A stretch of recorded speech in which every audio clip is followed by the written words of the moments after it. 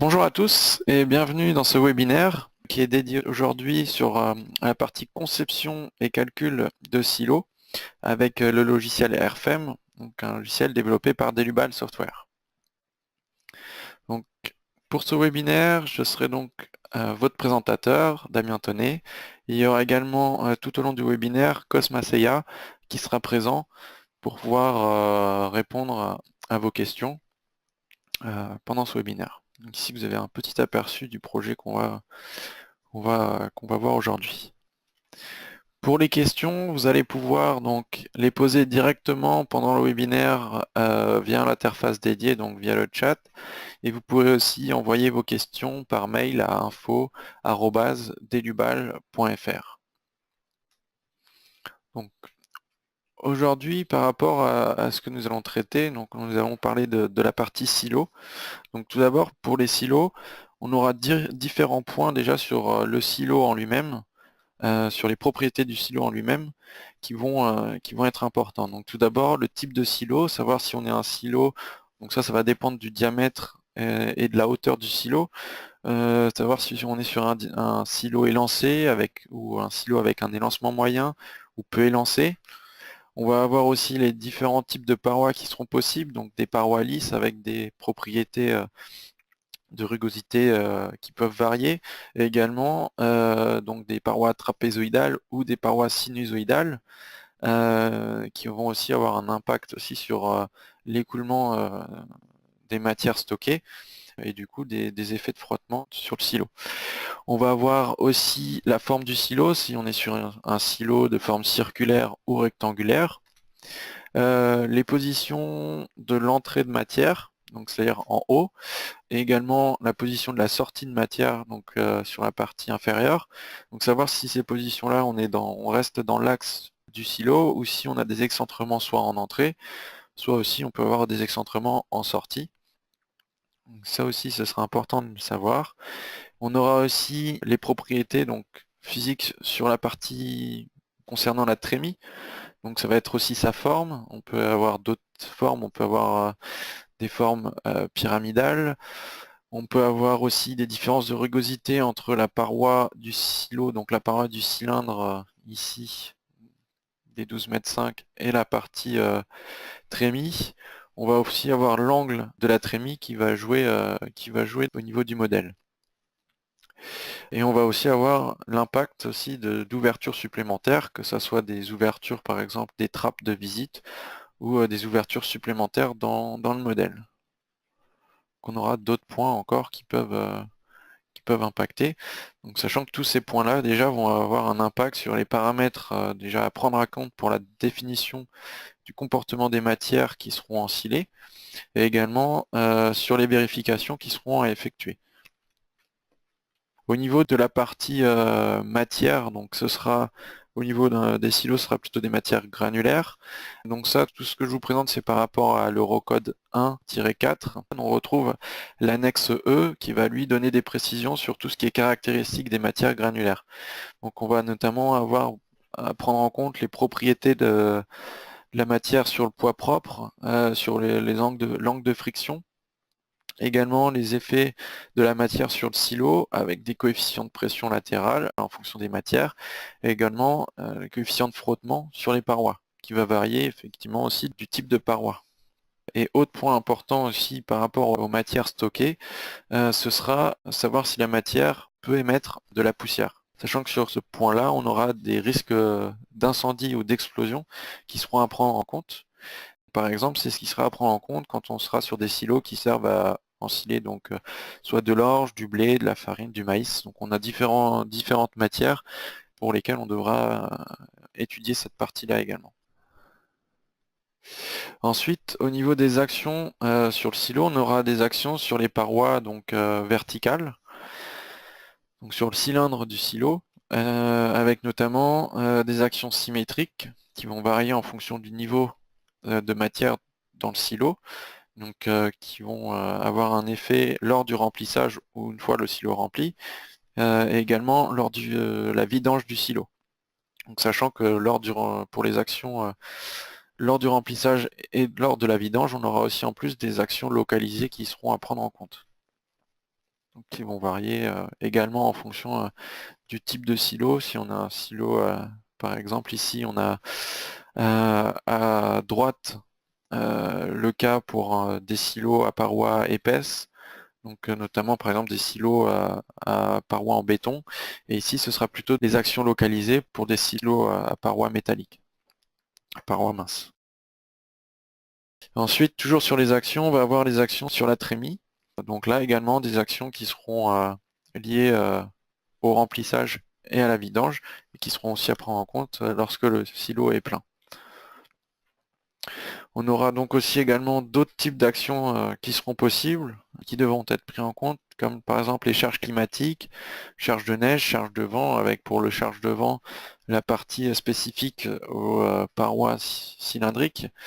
On aura également pour les cas de poussière, donc les risques d'incendie ou d'explosion de poussière, les charges d'entretien, donc qui pourront être pris en compte aussi, charges d'entretien et d'exploitation, des charges dynamiques, par exemple pour des analyses sismiques, et on pourra prendre d'autres types encore de charges. Donc là c'est qu'un aperçu des charges. Voilà. Voilà pour cette rapide présentation sur ce qui est à prendre en compte au niveau des chargements sur les silos et différents paramètres. On va avoir dans RFEM, pour l'étude de ces silos, plusieurs possibilités. Donc tout d'abord, dans RFEM, on va avoir déjà des modèles paramétriques. Donc on en a déjà de base dans la bibliothèque de blocs, donc, qui seront disponibles. On peut aussi créer ses propres modèles paramétriques, ce qui permet ensuite de renseigner juste les variables. Donc par exemple le diamètre, la hauteur, différents paramètres qu'on aura choisis pour régénérer rapidement un silo. On aura également pour l'analyse des contraintes au niveau des surfaces, possibilité de réutiliser RF style surface. On aura pour la vérification de la partie de la structure porteuse par exemple, on pourra l'effectuer selon l'Eurocode 3, l'EN 1993 avec RF style EC3 en utilisant les annexes nationales. C'est l'annexe nationale de la France, mais on aura également d'autres annexes disponibles.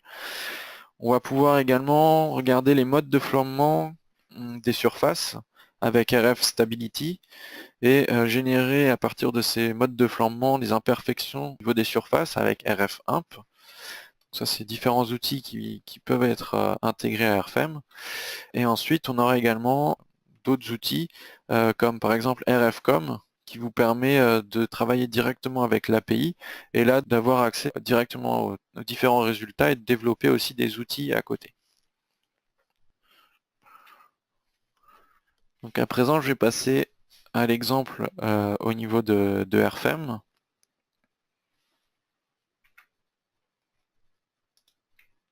Ok. Donc là, on est sur RFEM. On retrouve ici la grille du plan de travail. Ici, j'ai déjà tracé des lignes directrices. Donc ces lignes directrices correspondent aux différents niveaux du silo par rapport au modèle qui était présent tout à l'heure lors de la présentation, donc avec les différentes hauteurs. Ici, si on le souhaite, on peut rajouter des cotations pour voir justement ces niveaux de hauteur. Donc je peux rajouter par exemple des nœuds. Donc là, on détecte au niveau des lignes directrices directement les intersections de lignes. Et là, par exemple, pour qu'on puisse déjà avoir une idée du modèle, alors je peux me mettre par exemple ici à 5 mètres.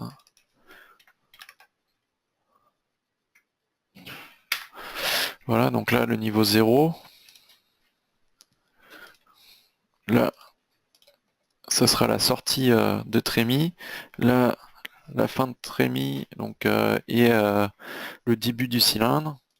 Ici, la partie supérieure du cylindre. Et puis là, on sera sur le point d'entrée du silo. Donc après ça, je peux venir modifier directement toutes les cotes. Et je les repositionne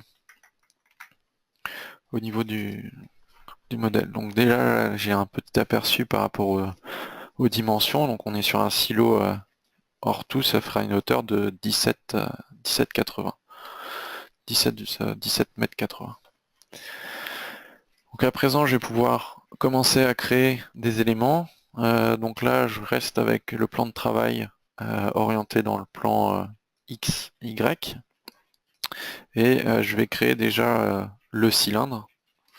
Donc par exemple, ici on va créer une ligne. Ici je vais créer un cercle. Puis là je vais pouvoir renseigner le rayon. Donc là on est sur un rayon de 3 mètres. Donc, ok. Ici je vais pouvoir décomposer cette ligne là. Donc savoir que les silos généralement ils sont composés de plusieurs plaques. Donc on peut modéliser ces plaques là. Donc là je peux je vais créer 9 nœuds intermédiaires au niveau du modèle. Ce qui fait qu'ici ma ligne est bien décomposée. Et donc si je regarde, j'ai 10 lignes. Donc en fait pour faire le contour de mon cylindre, je vais avoir 10 plaques. Ok. Là je peux sélectionner donc juste les lignes.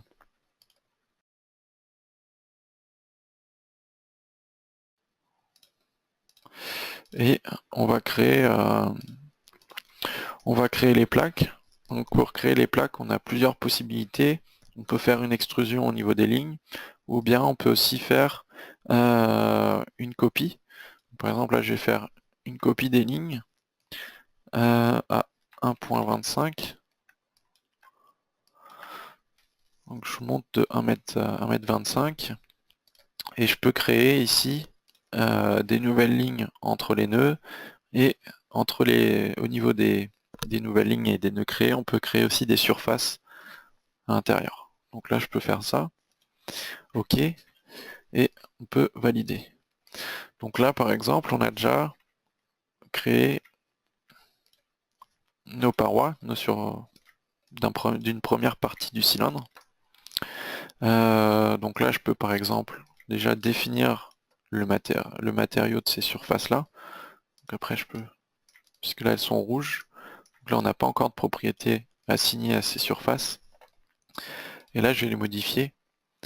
Donc, je vais dire que c'est des surfaces standards. Dans le cas où on serait sur par exemple des tôles ondulées, on pourrait passer avec la partie par exemple orthotrope ici, et là dire qu'on est sur une tôle trapézoïdale par exemple, pour modifier les matrices de rigidité au niveau des surfaces. Donc là on reste sur une surface standard, donc avec un acier S235. On peut par exemple partir sur du 5 mm dans un premier temps. Après, au fur et à mesure, une fois une fois la structure modélisée, on pourra venir optimiser et modifier ces paramètres-là au niveau des parois, de l'épaisseur des parois des silos. Donc là, je peux sélectionner mes surfaces. Je vais faire une copie. Cette fois-ci, je la fais un peu plus haut. Je désactive l'option ici. OK. Donc l'option qui me duplique, qui me crée des surfaces et des lignes. Là, je la monte au-dessus. Et ici, je vais pouvoir sélectionner tout ceci. Et par exemple, faire une rotation euh, au niveau des tôles. Donc par exemple, pour aligner la tôle ici, cette ligne avec ce point-là par exemple. Donc comme ça, on va avoir des tôles qui ne seront pas directement superposées, alignées les unes au-dessus des autres. Elles seront en quinconce. Donc là, on va pouvoir faire une rotation. Donc là, je reste sur celle-ci, je fais pas de copie. Je vais juste faire une rotation. Donc là, ici, ça sera une rotation effectivement de 18 degrés. Je sélectionne également le centre de l'axe et je sélectionne l'axe de rotation. Donc là, on est bien sur Z, ici. OK, et je peux valider. Donc là, j'ai bien fait une rotation de 18 degrés, et après, cette partie-là, je vais pouvoir venir, je peux venir directement sélectionner et déplacer. OK. Et ensuite, on va pouvoir revenir sélectionner ces surfaces-là et faire une copie. Donc pour arriver, arriver en haut. Donc là, on va faire 4 copies à 2,5 m. OK. Donc là, on est bien arrivé ici au 16-20. OK. Ici, ce qu'on va peut-être pouvoir se rendre compte, c'est qu'ici, on a des surfaces, des lignes qui sont superposées par rapport aux copies. Donc là, on va pouvoir venir fusionner tout ça. Et donc là, on a bien des surfaces qui sont bien liées entre elles, ici, connectées, et on n'a plus de lignes superposées. OK. Ici, par exemple, on va pouvoir venir sur ce modèle-là, venir rajouter, par exemple, ici, des systèmes de renfort. Donc on peut par exemple créer ces éléments-là. On va créer une barre. Ici, j'ai déjà créé, juste avant ce webinaire, plusieurs sections. Ces sections-là, on va les retrouver ici aussi dans le tableur. Donc on retrouve toutes les données du modèle, les nœuds, les lignes, les matériaux, les surfaces, et puis on va avoir une partie section. Donc là, j'avais déjà enregistré toutes les sections qui allaient être utiles au niveau du modèle. Donc là, notamment, j'ai créé une section avec Shepsyn, qui est un outil qui permet de créer ses propres sections. Donc c'est un outil autonome qui n'est pas forcément, qui n'est pas lié directement à RFEM, et qui permet de créer ses propres sections. Donc là, on va créer, c'est justement rajouter ces renforts avec ce profilé-là. Donc ici, OK, et ici. OK. Alors là, on peut voir qu'il est directement avec l'axe Z orienté ici. On n'est pas orienté par rapport de façon en orientation le Z vers l'axe du cylindre. Donc là, c'est quelque chose qu'on va pouvoir modifier. Juste avant, on va créer déjà un ensemble de barres, comme ça on pourra directement venir modifier toutes les barres d'un seul coup et avoir un élément, on va dire, bloc. Ce qui permet aussi après, par la suite, au niveau des vérifications, d'avoir des éléments de barres entières. Donc là, on a cet élément-là, et on va demander à réorienter l'axe Z dans une même direction. Donc là, je peux venir sélectionner l'ensemble de barres. Au niveau de l'ensemble de barres, je demande à sélectionner les barres. Et puis, je vais réorienter. Donc,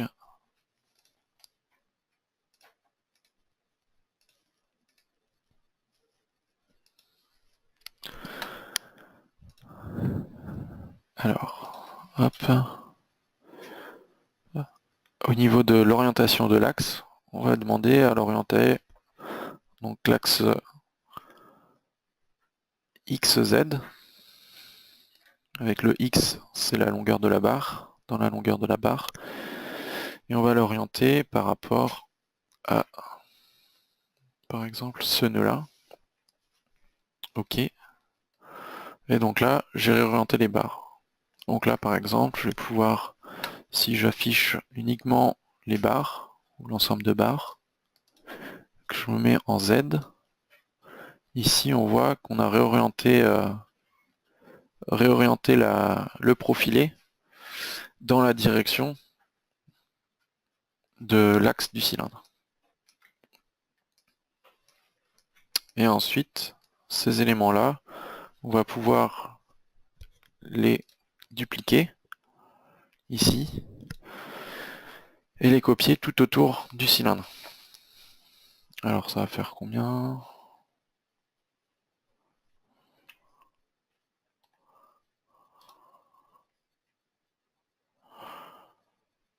Ok, il en manque un.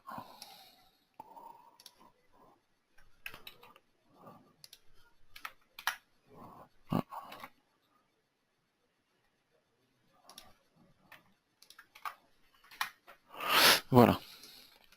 Donc là, on a positionné les renforts au niveau du cylindre. Donc là, je peux revenir là. Après, par la suite, on peut continuer le modèle. Et donc ensuite, on pourra faire la même chose pour la partie de la charpente, de la toiture, la partie trémie, et pour la partie structure porteuse. Je vais directement vous montrer le modèle. Donc avec les outils de copie, de génération de surface, les déplacements pour copier des éléments, vous pouvez rapidement créer un modèle au niveau de un modèle dans RFM. Donc, par exemple, voilà. Ici on a le modèle. Donc le modèle fini avec ici les barres. Donc là on a également ici une cornière. Donc si je mets ça en mode transparent, on va pouvoir voir. Donc ici on a aussi une cornière autour de la toiture. Ici on a des anneaux, donc tout autour du cylindre, à différents endroits. Donc après on pourra réoptimiser le positionnement de ces anneaux-là, qui sont principalement là pour reprendre par rapport aux différentes charges de vent, principalement. On va avoir également ici donc la trémie qui est présente. On va avoir ici aussi la structure porteuse avec ici des poteaux. Ici on a une poutre qui vient ceinturer le silo. Et puis ici on a des éléments de contreventement, donc des cornières. Au niveau de ces cornières là, elles sont définies avec une non-linéarité. Donc à savoir que dans Airframe, vous pouvez définir des comportements spécifiques au niveau des barres. Donc là on est sur une barre de type traction, donc qui va fonctionner uniquement en traction. Et après on aura différents types de poutres de définition de barres qui seront possibles. Donc les poutres standards, des poutres rigides, des nervures plutôt pour le béton, des éléments treillis peuvent être utilisés aussi en contreventement, des éléments qui fonctionnent en traction, en compression, des éléments de type câble ou câble sur galet, ce sera des câbles qui pourront coulisser au niveau comme s'il y avait des poulies. Donc on aura différents types de définitions possibles. Ok. Une fois qu'on a créé le modèle, alors je peux me remettre ici dans le plan, on peut ensuite charger le modèle. Euh, donc voilà, alors par exemple, tout d'abord un cas de poids propre, ok. Et puis on va pouvoir créer d'autres cas de charge. Donc ici on a accès à la création des différentes cas de charge. Je vais pouvoir créer un second cas de charge qui correspondra plutôt à des charges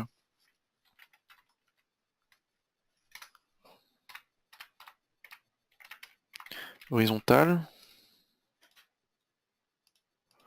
Ok.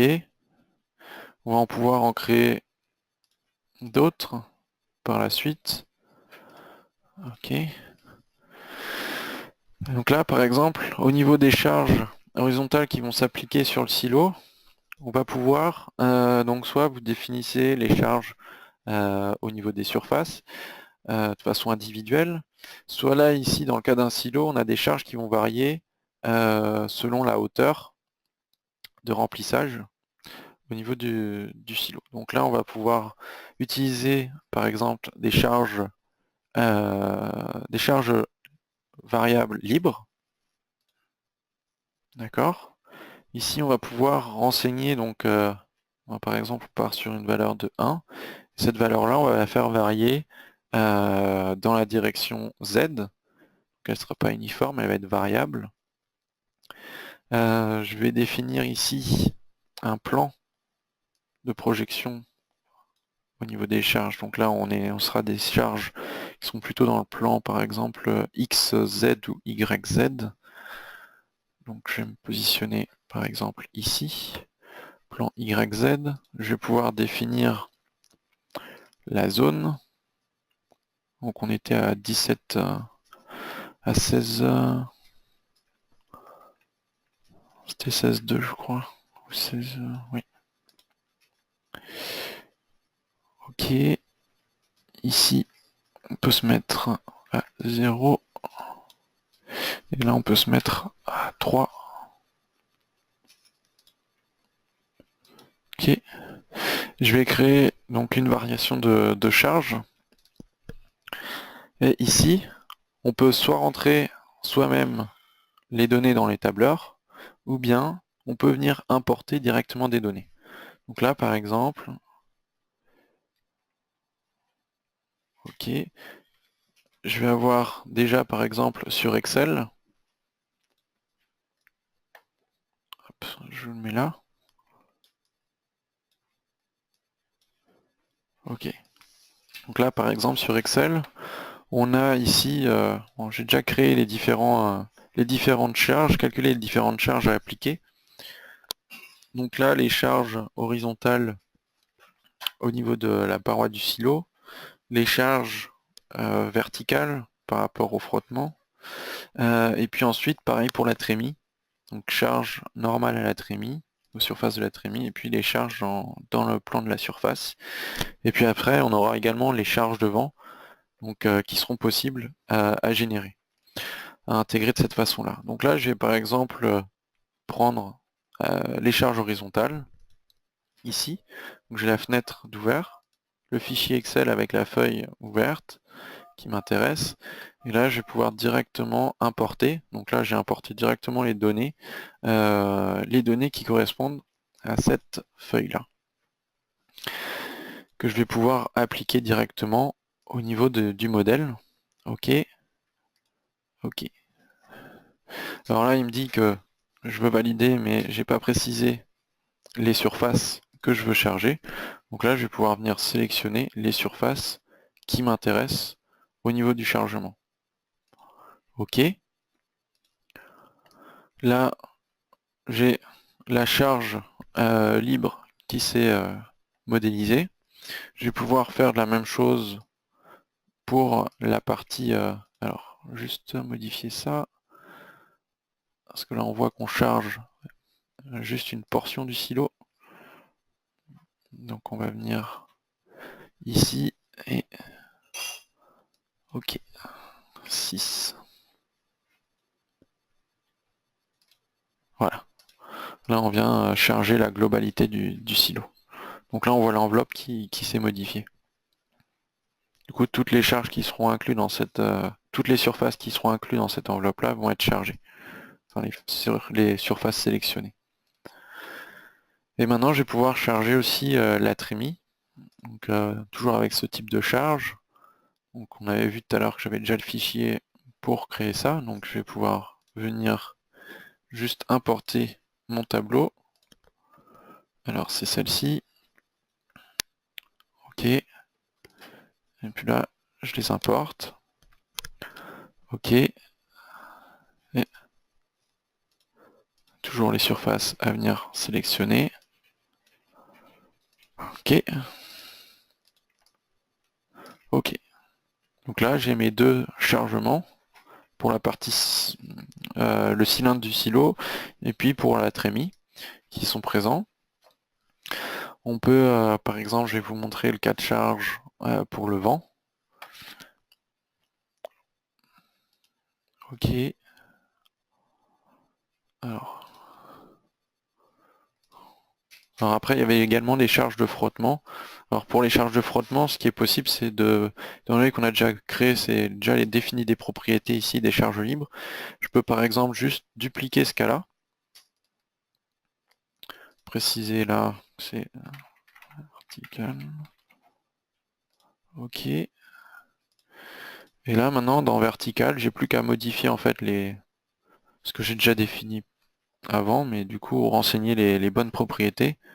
Donc là je peux, hop, je le fais rapidement. Je prends ça, je l'importe. Ok. Ok. Et puis là, je le sélectionne, je l'importe. Alors là, juste, je viens de voir que j'ai pas défini les bonnes orientations, donc on va tout de suite le corriger. Importer. OK. Alors là, ce qu'il faut faire attention, c'est à l'orientation des surfaces. Parce que je vais pas vérifier non plus par rapport à l'autre modèle. Alors ici, on va pouvoir choisir l'orientation du chargement. Donc là, au niveau de la trémie, on va vérifier l'orientation des axes des surfaces. Donc pour ça, je vais juste afficher mes surfaces. Donc par exemple, dans Vue, je peux venir sélectionner juste les surfaces par géométrie. OK. Quadrangle.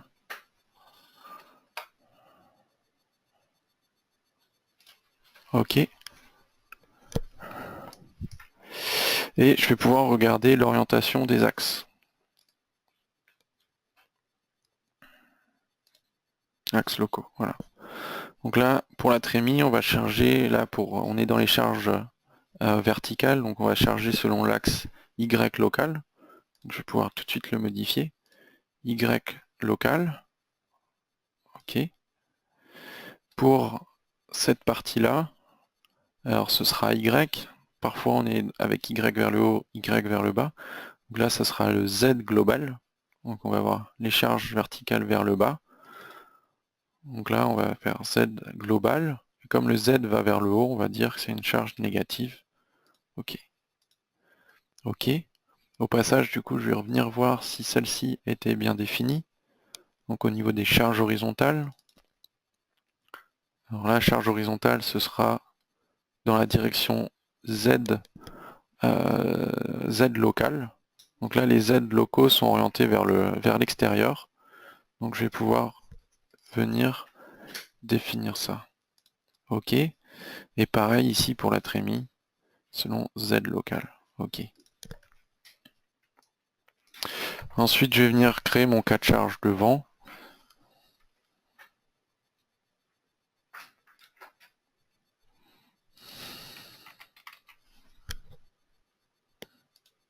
OK.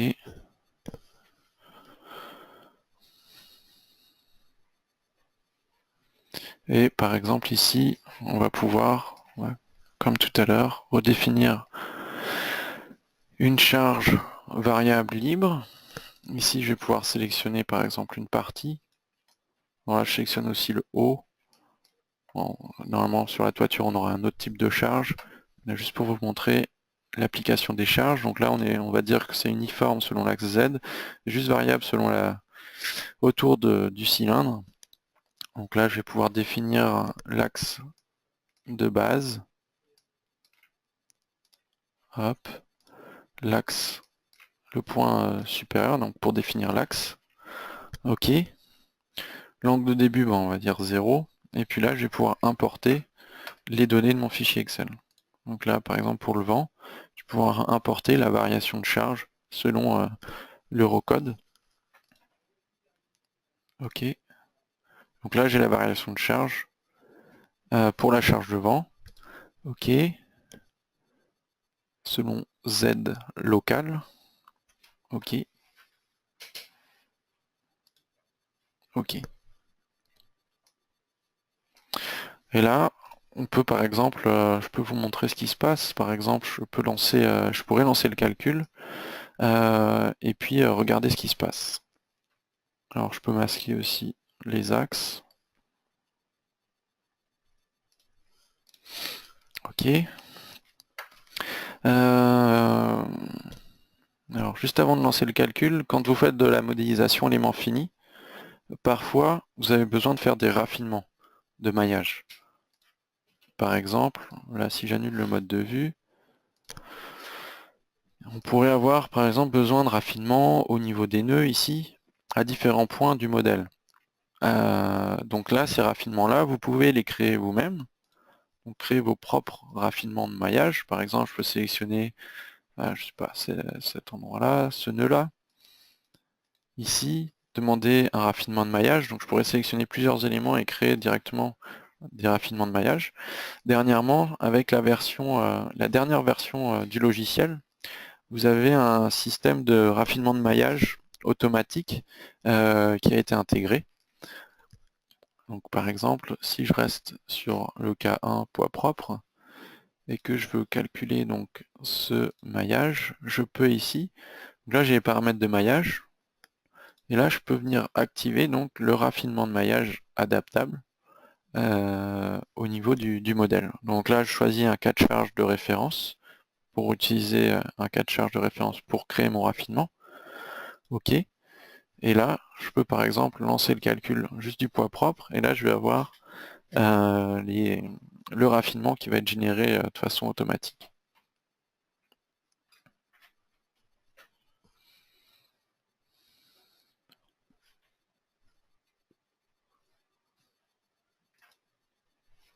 OK.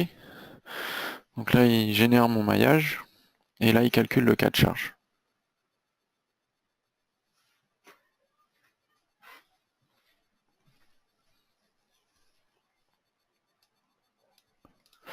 Hop.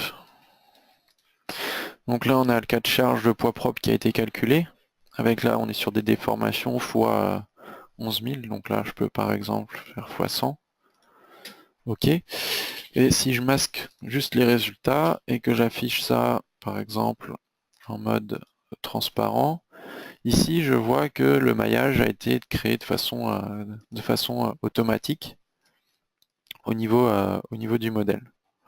Donc là, j'ai un raffinement qui est automatique. Donc c'est quelque chose qui sera possible euh, dans la dernière version de Airframe.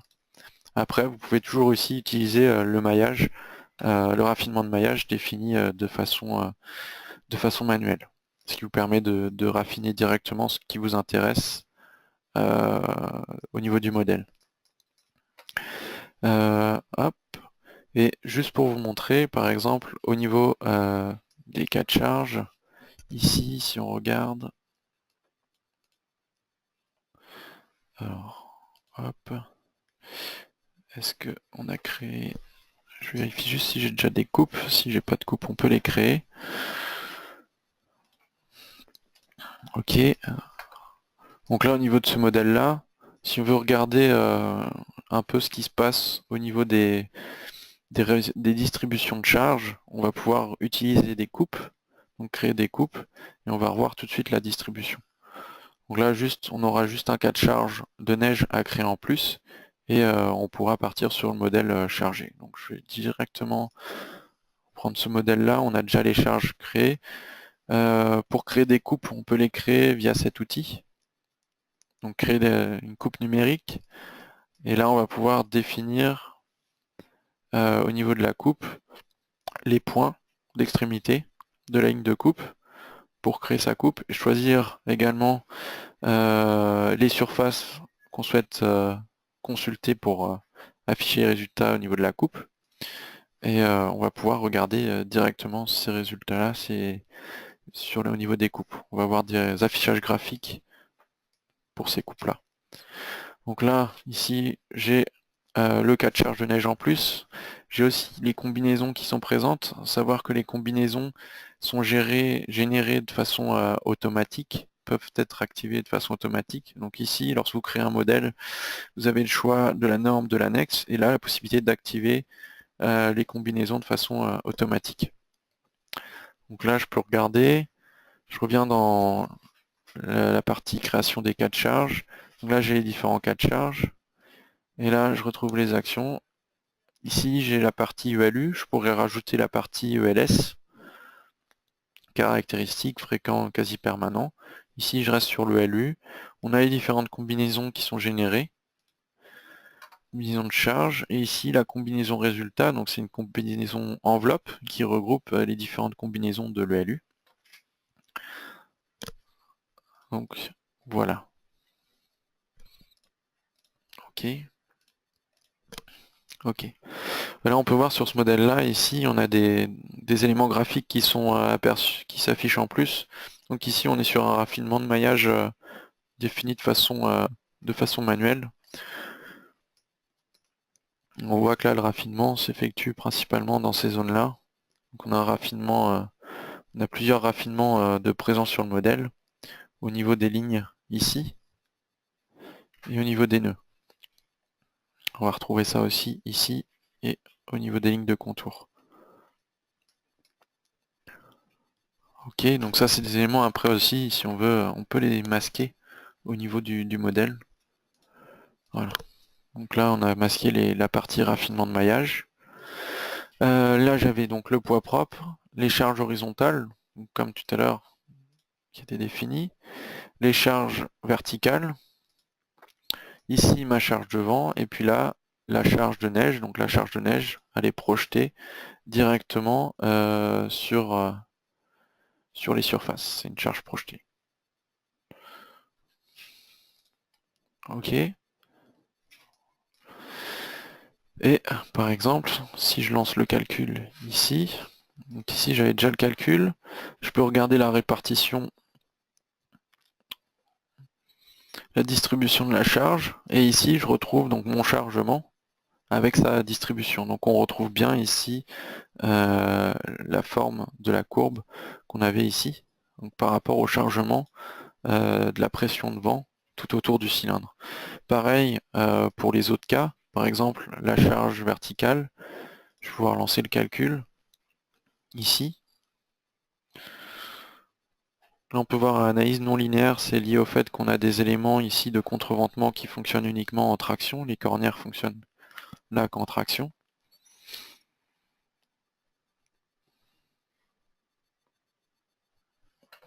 Et donc là, pareil, je peux regarder la distribution de charge. Je vais regarder ici, j'ai déjà des coupes. Donc je vais regarder les coupes 1 et 2. Et puis ici, on était au niveau des coupes 1 et 2 en horizontal. Ce sera plutôt selon PZ global. OK. Et donc là, on voit également la distribution de charge sur cette partie-là. Et les charges verticales, les charges horizontales, pardon, ici, on va pouvoir les afficher également. Regardez la distribution de charge.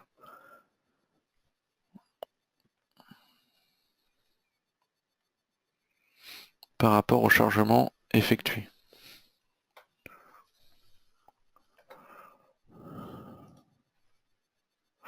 OK. Et donc là, je me mets juste en PZ local. Et donc là, je vois le chargement sur les parois. Et sur la trémie. OK. Au passage, on pourra voir ici les différents résultats disponibles. Donc on a la partie déformation. Voilà, je peux masquer les coupes. Les coupes peuvent aussi servir pour faire des analyses un peu plus approfondies sur certains points si on le souhaite. Donc là, je peux les masquer.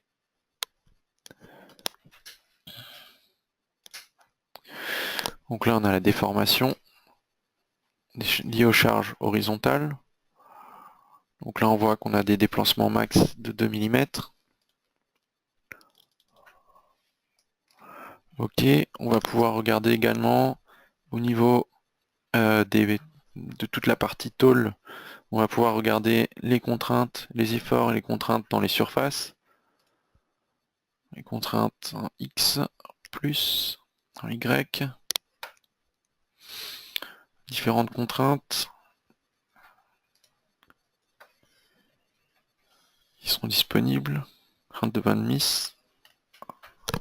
Donc on aura les différentes contraintes. Également, si on veut regarder les déformations locales au niveau des surfaces, ce sera possible. Ou les efforts internes, donc efforts normaux, moment, fort tranchant, on pourra regarder ça. Pareil pour les barres, on va pouvoir regarder les efforts dans les barres. Donc, par exemple ici, je vais m'intéresser uniquement à certains éléments. Je vais regarder juste certaines barres. Par exemple, les HEA des poteaux. Donc là, je vais pouvoir, et de la ceinture, je vais pouvoir regarder ce qui se passe au niveau de justement des efforts dans ces barres-là. Je vais pouvoir regarder les efforts VX, VY, VZ, moment de torsion s'il y en a, les moments fléchissants selon Y et Z. Donc on va pouvoir également regarder en détail les barres. OK. Donc une fois qu'on a fait ça, on va pouvoir, donc là, on a chargé le modèle, on a déjà lancé quelques calculs, quelques résultats. On peut aussi donc, comme je vous l'ai dit, faire des contrôles par la suite du modèle. Donc par exemple, on pourra commencer par des vérifications avec, par exemple, Eurocode 3 pour les barres et faire des vérifications avec RFStyle EC3. Donc là, vous pouvez venir sélectionner les barres qui vous intéressent ou des ensembles de barres qui vous intéressent. Ici, on a sélectionné directement des ensembles de barres donc pour les poteaux. Par exemple, je peux effacer et resélectionner les ensembles de barres. OK. Donc ici, tous les poteaux sont sélectionnés. OK. Je vais pouvoir ensuite choisir également l'annexe nationale qui m'intéresse. Donc ici, on va rester sur la France. Je peux choisir aussi le cas de charge ou la combinaison qui m'intéresse pour la vérification. Donc là, par exemple, on est sur la combinaison alors avec les charges poids propre, charge horizontale, verticale, plus la charge de vent, charge de neige, pardon. Donc là, par exemple, on peut rester là-dessus. On peut ensuite regarder, on a les propriétés sur le matériau, l'acier. On a les propriétés ensuite de la section, avec possibilité de demander une optimisation de la section. Donc ici, c'est bien celle-ci, HEA de 160, avec une optimisation possible. On va pouvoir définir des maintiens, définir les longueurs pour efficaces pour la partie analyse de stabilité, donc flambement et déversement, et définir éventuellement des paramètres supplémentaires. Par exemple, si on a des éléments, des panneaux de cisaillement ou des maintiens en rotation qui participent au niveau de la structure et qui vont du coup avoir des effets de maintien pour réduire par exemple les problèmes de stabilité, de flambement ou de déversement. Donc, ok, là par exemple, on va pouvoir lancer le calcul. Au niveau du calcul, sur la combinaison, là on a le calcul qui est effectué. On a le ratio max, donc on a un rapport max de 0,63 qui correspond à l'analyse de stabilité, flexion et compression. On a toujours ici les renvois donc aux parties de l'Eurocode, donc au chapitre ou aux parties de l'Eurocode qui sont vérifiées. Là on a les différentes vérifications effectuées au niveau de la section. Donc vérification en compression, effort tranchant, voilement, flexion, analyse de stabilité pour le flambement et flexion, compression. Donc on a les différents points qui sont vérifiés. On retrouve ensuite dans la partie inférieure le tableau de résultats avec les détails de résultats. Toujours ici aussi les notes avec les renvois, les références de chapitres ou d'équations ou de tableaux selon l'Eurocode. Donc là selon l'Eurocode 3. On va pouvoir ici regarder les efforts, les résultats directement par position X au niveau des barres. Donc on va retrouver les différents points et on va retrouver également ici des listes de pièces. Donc il est aussi possible, une fois qu'on a effectué le calcul, de sortir une nomenclature pour avoir déjà un quantitatif de profilé en mètres linéaires. Donc ça, ce sera pour la partie barre. Là, on a vérifié les poteaux. On pourrait effectuer d'autres vérifications au niveau des poteaux. Je peux aussi ensuite, ces résultats de RFStyle EC3, les afficher graphiquement pour voir où sont les ratios et comment sont répartis les ratios le long des barres.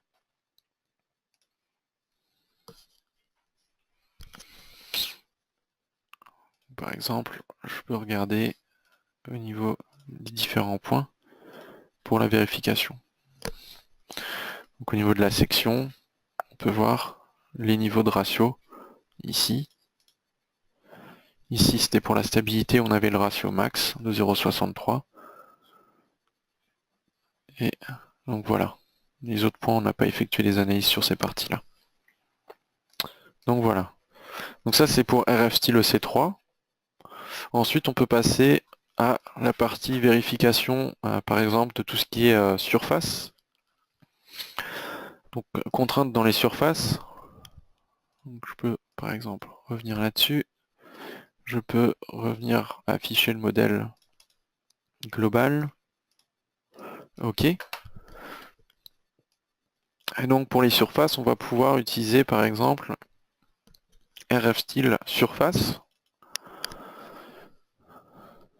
Ici, on va pouvoir, comme pour un peu rfstyle members, rfstyle EC3, pardon, on va pouvoir regarder, choisir les surfaces qui nous intéressent, les éléments. Donc, par exemple, soit je laisse sélectionner tout, soit je sélectionne juste ce qui m'intéresse.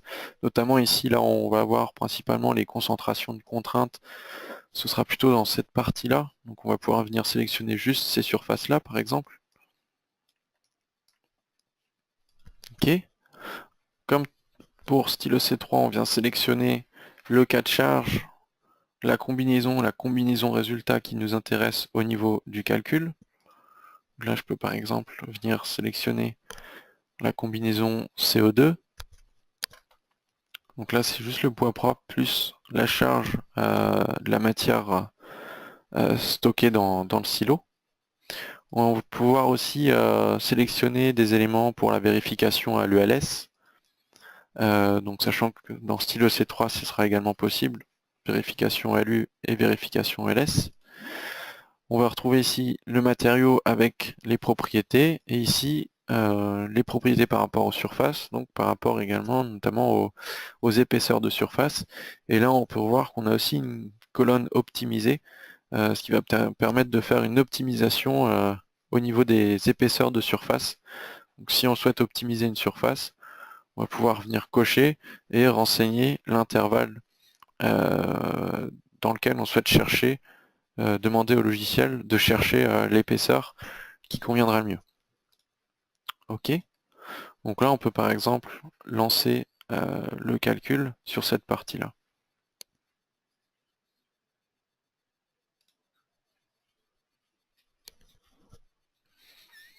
Alors là, on a juste le calcul de la combinaison qui est générée.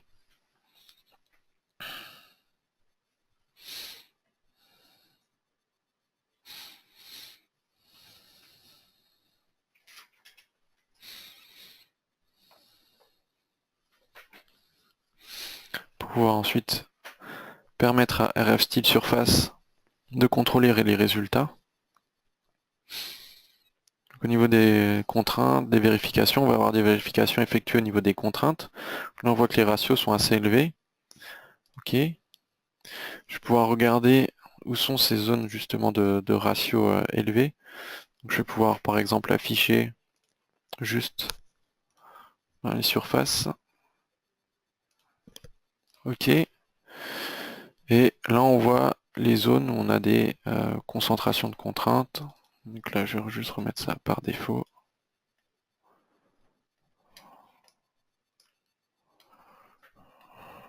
OK. Donc là, on a bien les concentrations qui se trouvent principalement là où on avait les poteaux qui étaient appuyés. Et si je regarde ici, que je regarde par exemple ce ratio-là, ici, on retrouve bien ici les concentrations dans cette zone-là. On a également quelques concentrations ici. Donc ça, après, ça pourrait être modifié, soit avec par exemple des régions moyennes, soit en modifiant le raffinement de maillage, ou bien en renforçant la structure. Ici, on est sur un modèle un peu plus simplifié. On va pouvoir aussi venir créer des surfaces pour renforcer, ou bien ici également venir rajouter de la matière éventuellement pour diminuer et avoir une épaisseur plus importante. Donc après, pour créer des régions moyennes, vous pouvez, par exemple, ici, si on souhaite créer des régions moyennes au niveau des poteaux, ce sera possible de venir au niveau du modèle, créer des régions moyennes.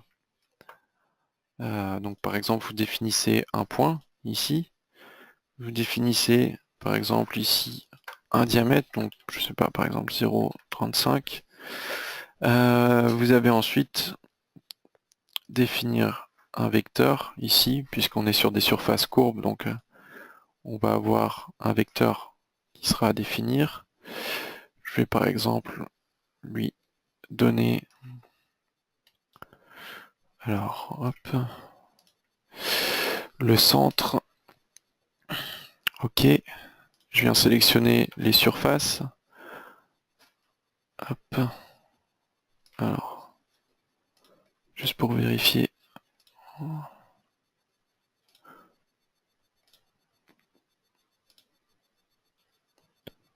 Je viens sélectionner les surfaces qui m'intéressent. Ok. Et ok. Donc là, par exemple, ici, on a une région moyenne qui s'est créée. Et ensuite, je vais pouvoir demander à RF Surface de prendre en compte cette région moyenne, ce qui va permettre de venir lisser et donc réduire les pics de contraintes. Donc dans RF Surface, on va pouvoir lui demander, dans Détail, Options, venir appliquer les efforts internes lissés. Donc OK, oui. Et par exemple ici, à ce niveau-là, on va avoir les résultats qui seront lissés. Donc si je me remets sur celui-ci, ici on peut voir qu'on a modifié les résultats à ce niveau-là. Donc voilà. Après, il y aura une autre possibilité, c'est qu'ici on est au niveau des éléments finis. On va avoir des résultats donc qui seront constants au niveau des surfaces. Donc on aura deux possibilités si vous voulez au niveau des résultats, de l'exploitation de ces résultats pour les surfaces. Donc si je me mets ici, résultat, alors j'ai juste besoin de quitter RF Style. Au niveau des résultats, il est possible d'afficher au niveau des surfaces pour les éléments finis. Au niveau de la distribution des efforts dans les éléments finis, on aura continu dans les surfaces. Donc on aura une répartition, une variation des contraintes au niveau des surfaces. Le fait qu'on ait également par exemple ici des points de connexion, ici c'est un point de poteau, on a l'apparition de contraintes assez importantes. Donc là-dessus, il serait possible de passer sur des éléments, des résultats qui seraient constants aux éléments. Donc là, on aurait des résultats constants directement à l'intérieur des éléments. Donc là-dessus, on va changer les résultats et là, on va pouvoir réduire ces pics qui sont liés ici à la connexion ici d'un poteau et d'une concentration de contraintes. Par exemple, maintenant, si je reviens dans RF Style Surface, et que je viens demander à prendre en compte des distributions d'efforts qui sont constants sur les éléments, je vais également modifier justement ces résultats. Donc là on voit que les ratios sont plus bas, et si je regarde ici, on a déjà des résultats un peu plus satisfaisants. Donc après c'est quelque chose qui est possible au niveau de la région moyenne et de cette modification au niveau de l'affichage de l'étude des résultats, donc avec des résultats constants aux éléments finis, de faire l'étude. Donc là par exemple, je vais reprendre ce modèle-là sur lequel j'aurais effectué déjà toutes les régions moyennes.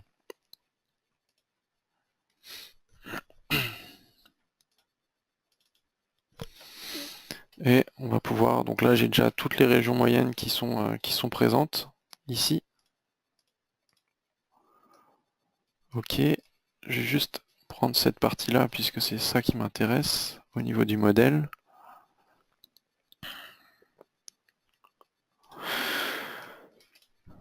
Et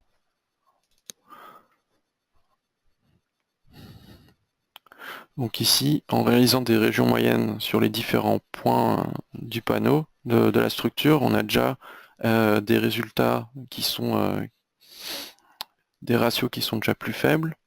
Et on aura également un autre point aussi à prendre en compte, ça va être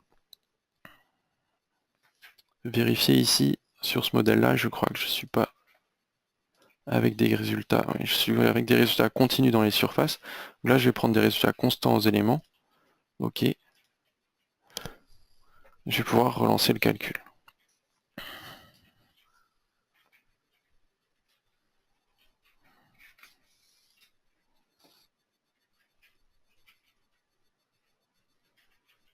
OK.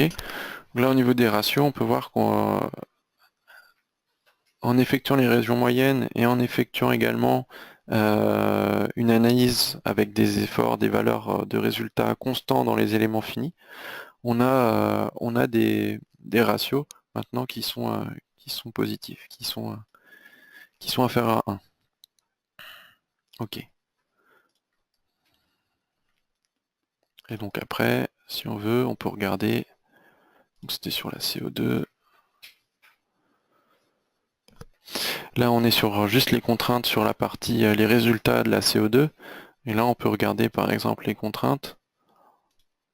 Donc là, on retrouve bien les points, on avait les concentrations. Ici, on a les régions moyennes qui viennent atténuer ces concentrations de contraintes. Donc voilà. Et dernier point que je voulais vous montrer pour ce webinaire, pour ce modèle, et pour l'étude des silos, c'était la partie analyse avec RF Stability pour vérifier tout ce qui est flambement au niveau des plaques, des tôles. Donc c'est une analyse de stabilité qui sera effectuée. Donc là-dessus, on passera avec RF Stability. Donc là, j'ai déjà les résultats sur la partie stability que j'avais déjà lancé précédemment. OK.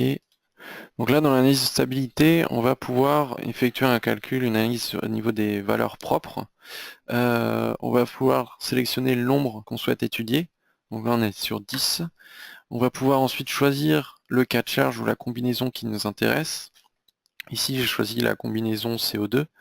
Et ensuite, on aura différents paramètres qui seront possibles à sélectionner au niveau des méthodes de calcul, la normalisation des modes propres. On aura différents paramètres qui seront possibles.